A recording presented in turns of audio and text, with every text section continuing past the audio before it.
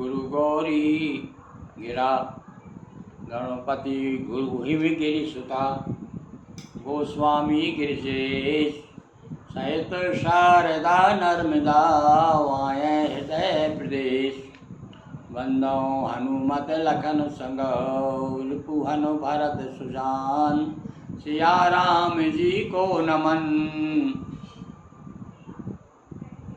गाऊं हरि गुण गान सियावर रामचंद्र की जय।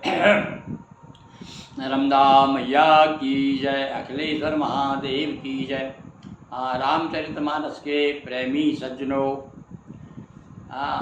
अभी पुष्प वाटिका में सीता जी हैं और पार्वती जी की भगवती पार्वती की उन्होंने वंदना की और उनसे मनी मन में जो उनकी इच्छा थी, जो मनोकामना थी, उसका जो कहा कि महारानी आप तो सब जानती हैं, इस प्रकार से जब प्रार्थना की तब कहते हैं पार्वती जी प्रकट हुई और कहती हैं सफल मनोरथ हो ये तुम्हारे।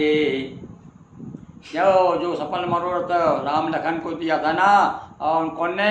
विश्वामित्र जी ने, वैसे ही इनको भी आशीष को सुनसी सत्य आशीष हमारी पूजा ही मन कामना तुम्हारी, तुम्हारी मनोकामना। मतलब देखो दोनों तरफ से आशीर्वाद मिल चुका है, यानी बात पक्की हो गई, अब तो सगाई होना ही है।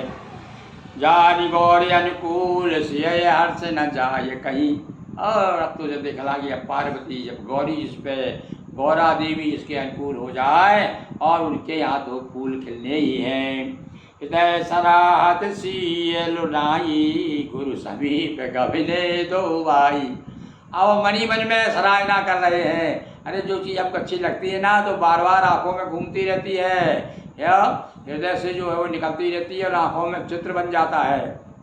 हमारी भी आंखें भी जो है कैमरा है, खींच लेती है चित्र।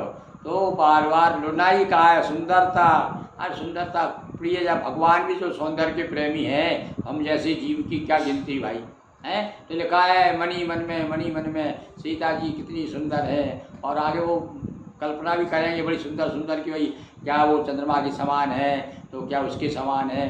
पर वो कहते हैं आखिरी में और निष्कर्ष निकलता है कि सीता जी के समान तो कोई सुंदर उनको संसार में लग ही नहीं रहा। और वास्तव में जो आदि शक्ति है जिससे सुंदरता प्रकट हुई सारे संसार की, उसकी समानता कौन कर सकता है। तो देखिए आप, राम कहा कौशिक मुनि पाही सरल स्वभाव छुआ छल नाई। अरे देखो यहाँ से तो छोटे भैया को बता दिया और एक गुरुजी से कहते हैं गुरुजी मुझे एक लड़की पसंद आ गई। अब गुरुजी चौंक गए, अरे लड़की पसंद आ गई, कौन सी आ गई? बोले वही जिसके लिए ये यज्ञ हो रहा है, वो हमको वहाँ मिल गई थी और ना जाने क्यों हमारे हृदय से हटने गई, आँखों में बोई छा रही है, इसलिए तो मैंने आपको सारी बात बता दूँ। अब आपके ऊपर है, आप क्या करते हैं। सुमन पाय मुनि पूजा की पुनि असीस दुई भाव ने दीनी।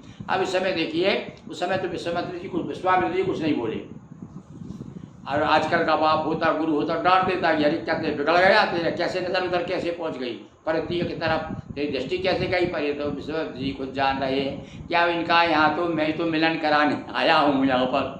तो इसलिए पहले तो फूल ले लिए, अपनी पूजन संपन्न की। और सुनो भैया, पूजन के समय कहते हैं मन इतना एकाग्र हो जाता है कि जो भी कुछ कहोगे, कई ऋषि मुनि हमने कई महात्मा देखे हैं पूजन के बाद में आशीर्वाद देते हैं, फलीभूत होती है। तो पूजन की विश्वामित्र जी ने, और उसके बाद में दोनों भाइयों को आशीष दी। और सुफल क्या कहा इन्होंने, हाँ भैया ये देखो ये गुरु जी ने दे दिया, अभी तो पार्वती को मिल गया, सुनिश्चित सत्य आशीष है हमारी, पूजा ही मन कामना तुम्हारी।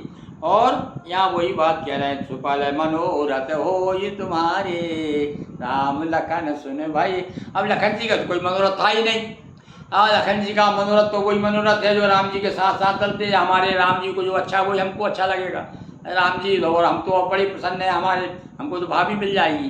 तो इसलिए दोनों प्रसन्न हो गए सुन करके, हाँ भैया गुरु जी का आशीर्वाद मिल गया। और वो दूसरे गुरु होते तो कहते अरे बेटा मैंने तुझे लेके आया हूँ, ऐसा मत होना, तेरे बाप को क्या जवाब दूंगा मैं, और ये क्या तू नाटक कर आया वहाँ पर बगीचे में आकर क्या बता रहा है। पर यहाँ तो भैया जो है गोस्वामी जी कहते हैं कि नर नहीं है वो, नर तो हमें दिख रहा है, वो नारायण है। इसलिए वो कह रहे हैं कि सुफल मनोरथ हो ये तुम्हारे करि भोजन मुनि वर विज्ञानी, लगे कहने कसु कथा पुरानी। लो भैया, अब और दूसरा काम है ऋषि मुनियों को सत्संग के सिवा क्या है? भोजन करना, भोजन की व्यवस्था हो गई, राजा के यहाँ रुके हुए मेहमान हैं, भोजन करने के बाद में प्रभु वो तो फेरी का समय, कथा चल रही है साहब, वेदों की, पुराणों की, 18 पुराण तो हमारे 6 शास्त्र और न जाने 18 उपपुराण और उपनिषद कितने हैं, तो कथा का तो कोई था नहीं है। जीवन भर कथा सुनाए। जिस प्रकार से कथा पीछा नहीं छोड़ती, इसी प्रकार से जो भक्त होते हैं, सत्संगी होते हैं, कथा उनका पीछा नहीं छोड़ती। और ये कहोगे वो उनके पीछा नहीं छोड़ते।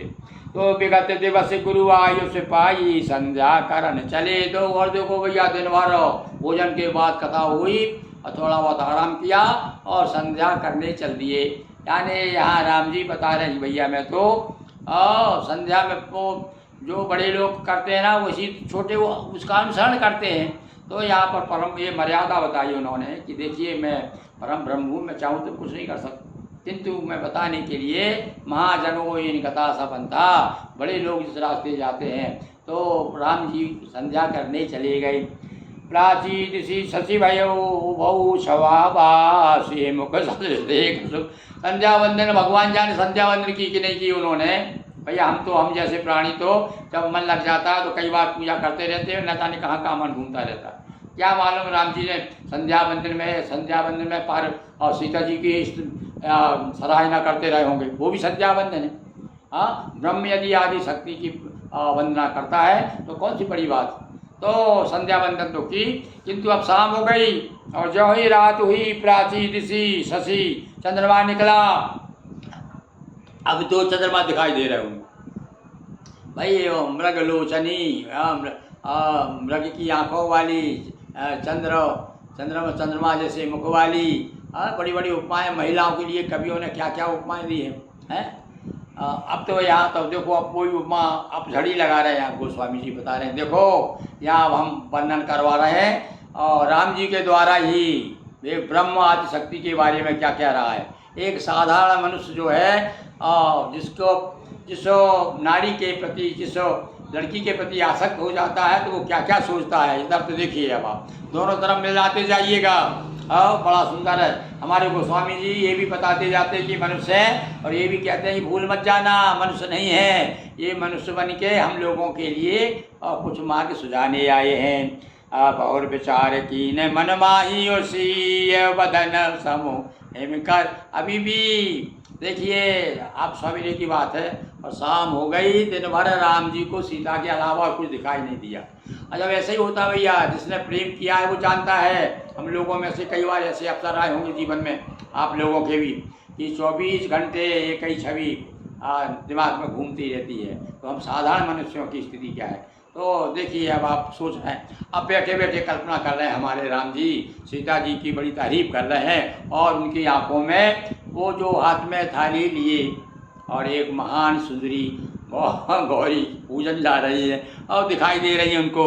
और क्या कह रहे हैं, और विचार की ने मन माई सी बदन समय में कर नाई। पहले सोचा, देखो अरे चंद्रमा की समान सुंदर है यार, कितनी सुंदर है सीता। फिर क्या लगा, चंद्रमा तो बड़ा कोट है, चंद्रमा तो बड़े दाग हैं। अब इसमें तो भैया कहीं हमें दिखाई नहीं देता। तो कह रहा है जना में सिंधु पुनि बंधु विषो। अब बुराई कर रहे हैं चंद्रमा की, यानी यहाँ बुराई के माध्यम से यहाँ पढ़ाई कर रहे हैं सीता जी की। देखिए कवि की विशेषता है किसी की बड़ाई करना हो तो किसी की बुराई कर दो। बुराई करोगे तो इसका मतलब है आपने किसी को छोटा बता दिया तो वो सामने वाला बड़ा अपने आप हो गया। तो कह रहा है चंद्रमा, पहले तो विचार आया, अरे सीता इतनी सुंदर, क्या सुंदर सुमुखी है, सुमुखी चंद्रमुखी, और पर बोले चंद्रमा के समान नहीं। अरे समुद्र में पैदा हुआ और जहर उसका भाई, और मलिन सा कलंक लगा हुआ है, कलंक लगा है चंद्रमा को, श्राप दे दिया था ना चंद्रमा को। और से तो अब ये कलंक के कारण कौन ने, उनके ससुर ने दिया था श्राप, सब जानते हैं दक्ष ने। तो सकलंक कलंकी है, सीए मुख समिता पावुक भी चंद्र बाप विचारा चंद्रमा कहाँ लग रहा है। अब फिर देखा, फिर विचार आया उनका, तो खगवा बढ़े घटाए बढ़े बेरे दुख दागी। और कृष्ण राहु निज संदई पाई। अब ये भैया आगे का प्रसंग हम आपको सुनाइए। अब ये लो में भूल गए, आगे चौपाई सुना दी। आज तो केवल हमको यही सुनाना था कि सीता जी की बराबरी चंद्रमा नहीं कर सकता किसी भी हालत में, क्योंकि जन्म सिंधु विषय बंधु पुनी और दीन मलिन, दीन है बेचारा हो गया रे, जाकर के मारा मारा फिर रहा है। दक्ष ने श्राप दे दिया। क्यों? क्योंकि बड़ा बेईमान है चंद्रमा। 27 पत्नियों में से एक को ज़्यादा प्यार करता है। मतलब देवता है तू, देवता को तो कहना चाहिए सब समान होना चाहिए ना। हाँ तो ये थोड़ी देवता के पद से कुछ नीचे आ गया था ना, तो उसे श्राप मिल गया। तो कह रहा ये तो बड़ा कलंकी है सीता के समान। अरे बेचारा चंद्रमा कहाँ लगता है हमारी सीता के सामने। हाँ, मनी मन में खुद ही सोच रहा है, खुद ही उत्तर दे रहे हैं। कभी कभी ऐसा होता भैया, आदमी जब प्रेम में पागल हो जाता है तो खुद ही अपने आप से बात करता रहता है, नहीं खुद ही सोचता रहता है, खुद ही प्रश्न करता है, खुद ही उत्तर दे देता है। तो आज इस समय हमारे राम जी की यही दशा है। तो राम जी को हम ऐसे ही छोड़ते हैं भैया, अभी और भी कल्पना बहुत सी करेंगे तो कल हम बताएंगे। बोलिए सियावर रामचंद्र की जय। हर हर महादेव शंभो।